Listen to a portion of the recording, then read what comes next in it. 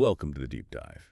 Today we're attempting something pretty ambitious. We're looking at a set of materials claiming there's an exact science to getting rich. Yeah, an exact science. It's a bold claim. It is. And this isn't your usual financial advice, is it? Budgeting, saving, that's not really the focus here. Not at all. The core argument in these sources is that acquiring wealth, it's governed by natural laws, like physics almost. Immutable laws. That's the idea. And if you learn them and follow them precisely, the claim is you actually cannot fail. Okay. And they stress it's practical, right? Not just theory. Exactly. The phrase used is pragmatical, not philosophical. It's supposed to be focused entirely on results. Predictable material results. Your background, your current situation. Supposedly, it doesn't matter if you apply the laws. Right. So if it's a science, it needs a starting point, a foundation. And that seems to be this, monistic theory. That's the bedrock, yeah. For anyone listening who isn't familiar with that, what's the basic idea we need to accept here? What's the cosmic premise? Well, fundamentally, it's about unity. The idea that everything, absolutely everything you see, touch, experience, it all comes from one original substance. One substance. One. And it's described as thinking, formless. Imagine like intelligent cosmic clay. Pure potential energy everywhere. Okay. And the substance, this formless stuff, it's alive, it's intelligent, and crucially for this whole wealth thing, it responds to thought. It responds to thought. Okay, that's key. It- And if everything comes from this one intelligent source, Yep. that leads to a pretty startling ethical stance, doesn't it? It really does. It flips a lot of conventional wisdom on its head. The idea being it's not just okay to want wealth, but it's almost a duty, an inalienable right, as the source puts it. That's precisely it. It's controversial, no doubt, but it's the engine driving this whole system. The logic goes. The point of life is development, increase, growth. For the individual. For the individual, yeah. To fully express yourself mentally, spiritually, physically, you need resources, you need things, and things cost money. Yeah. Being content with less. Is seen as sinful. That's the word they use. Sinful because you're not fulfilling your potential, you're not using all you could use, and you're kind of failing the universe's impulse to express more life through you. Wow. Okay, hold on. That's a huge claim. Most ethical systems, they talk about contentment, maybe detachment from material things. Right. This is saying the opposite. We're morally obligated to strive for more money. How does that square with being in harmony with the universe? That sounds stressful. The harmony, according to this view, comes from alignment. The universe wants more life, more expression. So if your desire for wealth is about achieving fuller life, greater development, not just, raw greed, then you're actually working with the fundamental cosmic flow. Right. But just wanting it isn't enough. And that brings us right to the first big requirement, adopting what they call the creative mindset, using the power of thought. Right. Let's get practical. Yeah. How do we actually do that? How do we think in this certain way that supposedly taps into this formless substance for riches? Is it just positive thinking? Mantras? It's more specific than just general positive thinking. The sources are very clear. Vagueness doesn't work. Thought is the power, yes, but it needs to be applied with precision. Precision. How? First step, form a clear and definite mental picture. Not fuzzy, not misty. An exact image of what you want to have or do or become. Want a house. Picture that house, the details. Want a business. Picture it running successfully. Okay, crystal clear vision. Got it. What else? Behind that vision, you need two driving forces. First, fixed purpose. Real determination to get it, to make it real. And second, Unwavering faith. And this is the really tricky part. You have to believe, truly believe, that the things you want are already yours, right now, at hand. already yours, even if they're obviously not. Yes, that's the practice of mental ownership. You have to live in that house mentally, use those things mentally, run that business mentally today. In full faith, they're definitely on their way. That sounds mentally taxing. I mean, holding that perfect picture, that faith, while reality is maybe screaming the opposite, that must be tough. It absolutely is. And that's why the system puts so much emphasis on overcoming the biggest hurdle. Competitive thought. Competitive thought. What does that mean in this context? It means worrying about limitations, thinking the supply is finite, worrying that other people or big companies, trusts, bankers, the government, that they've got all the resources locked up. Standard economic anxieties, basically. Exactly. And the moment you let those thoughts in, according to this system, you drop out of the creative mindset and into the competitive one. And the result. You stop the creative process cold. You sever the connection to that infinite, formless substance. This whole thing only works if your focus stays purely on creation. Creation, not competition. Right. You have to intend to get what you want in such a way that everyone involved in your success also gets more. More value, more life. You're adding to the pie, not just fighting for your slice. That requires some serious mental discipline. Guarding your thoughts. Fierce discipline. The instruction is to think truth regardless of appearances. Meaning, you actively refuse to fill your mind with bad news, poverty statistics, gloomy economic forecasts. Because looking at lack, focusing on limitation... Creates corresponding forms in your own mind. Precisely. And that's what you impress upon the formless. So you have to consciously choose to see the underlying reality of abundance, even when surface appearances suggest otherwise. This may be the hardest part. Yeah. Constant vigilance over your attention. Okay, so you've got the vision, the purpose, the faith, and you're fighting off competitive thoughts. How do you maintain that state? Keep that connection strong? This leads us to, well, surprisingly, gratitude. Yes, the law of gratitude. It's presented as absolutely core, the linchpin for the whole mental adjustment. Gratitude, it sounds a bit soft compared to the mental force we were just discussing. It might sound soft, but it's described as a powerful force, a connector. If you accept the premise of this one intelligent substance, gratitude is how you build a harmonious relationship with it. It aligns you.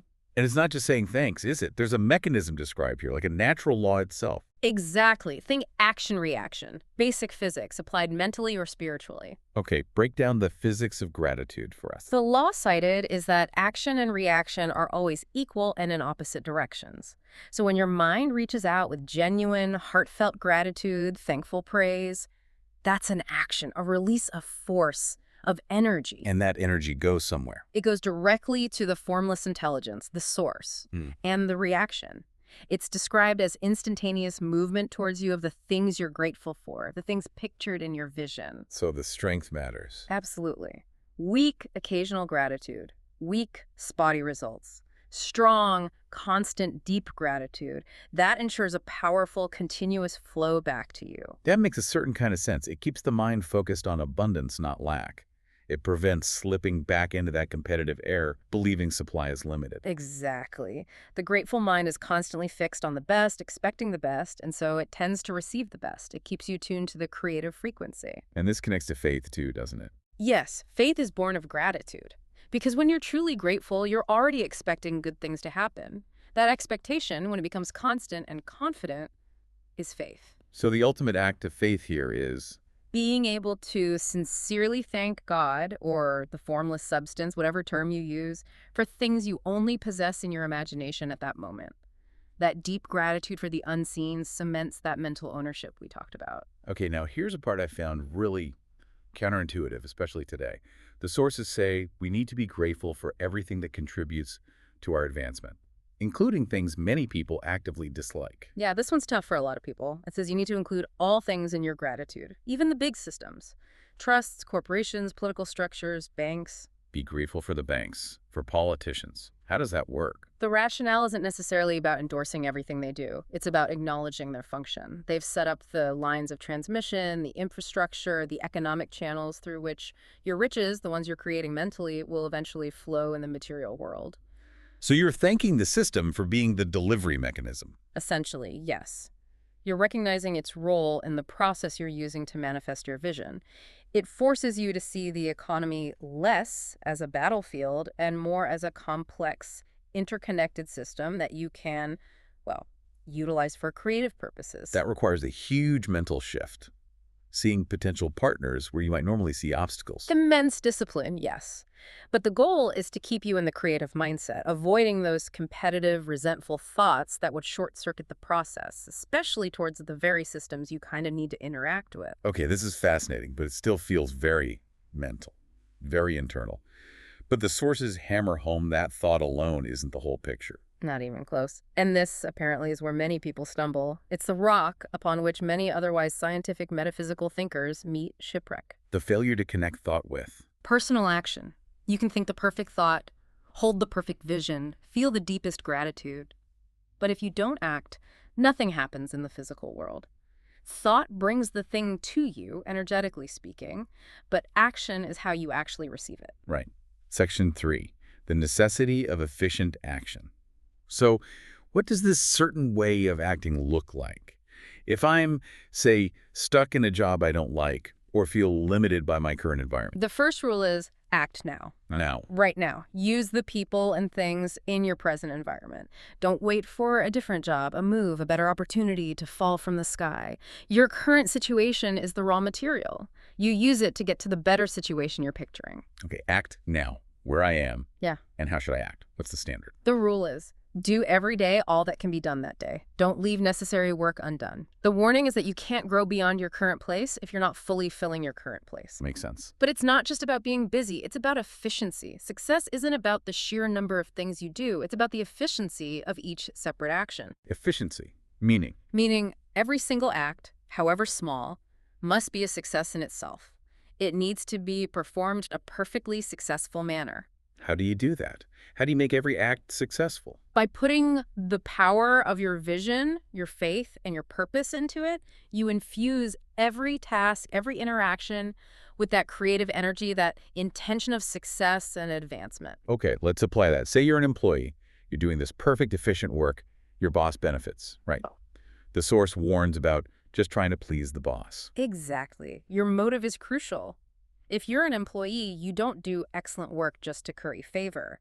The employer might just want to keep you right where you are, doing that great work for the same pay. So the intention should be. The work must be done with the clear idea of advancing yourself. You do the job perfectly, yes, but you do it as the person you intend to become, heading towards that bigger vision you hold. Okay. Every efficient action is a step up and out. And in dealing with others. Customers, clients, any transaction. There's an ethical principle here, too. Yes, very important. It's about increase, always. In every transaction, you must give the other person more in-use value than the cash value they give you. More use value than cash value. Can you give an example? Sure, if someone pays you $50 for something, they should feel like they got $60, $70 worth of actual benefit, quality, service, insight, whatever it is you provide. Make sure they feel they got the better end of the deal in terms of real usefulness. So it's about creating a win-win, but tilted slightly in their favor in terms of practical benefit. Precisely. The goal is that every interaction makes for more life for both parties. You want to convey the impression of increase to everyone you meet. People should feel expanded, better off, somehow more, just by dealing with you. Which naturally would attract more people and opportunities to you. That feels very practical, regardless of the metaphysics. It ties it all together. The mental creation attracts, the grateful alignment connects, and the efficient value-adding action receives and expands. Okay. Any final cautions on action? Yes, a big one regarding willpower. Use it only on yourself. Compel yourself to think right and act right. Don't try to force others. And about pace. Avoid haste, worry, or fear. Acting in a hurry, rushing frantically. The sources say that makes you cease being a creator. You drop back onto the competitive plane, focusing on lack of time, lack of resources, and that neutralizes your efficient action. Stay calm, deliberate, powerful. Right, because rushing implies doubt and limitation, undermining the whole faith aspect. Okay, let's try to wrap this up. This exact science, it's quite a system. It starts with accepting this idea of one universal thinking substance. Then crafting that clear mental vision, backed by purpose and unwavering faith. While actively rejecting all competitive thoughts, all ideas of limitation. Cultivating deep, constant gratitude as the primary way to connect and align. And finally, taking efficient, advancing action right now in your current situation, making sure every action is successful and adds value to others. That's the formula, essentially. And the promise, as stated, is that the results, the riches you receive, will be in exact proportion to four things: the definiteness of your vision, the fixity of your purpose, the steadiness of your faith, and the depth of your gratitude. And if you follow that path, The universe has to help you, because by helping you express more life, more fully, it's essentially helping itself. It's a guaranteed response, like gravity. that's a lot to take in. Yeah. The level of discipline required, especially mentally, is immense. So here's a final thought for you, the listener, to consider, drawn from these ideas. What if perceived failure isn't really failure? The sources suggest that if things don't show up exactly when or how you expected, it might just mean you haven't asked for enough. Right. That perhaps something even bigger, even better aligned with your ultimate potential is already making its way towards you. So the question becomes, if the universe truly desires fuller expression through you, What bigger, clearer, more audacious vision might you need to start holding right now? What limitation are you maybe imposing on yourself? Something to think about.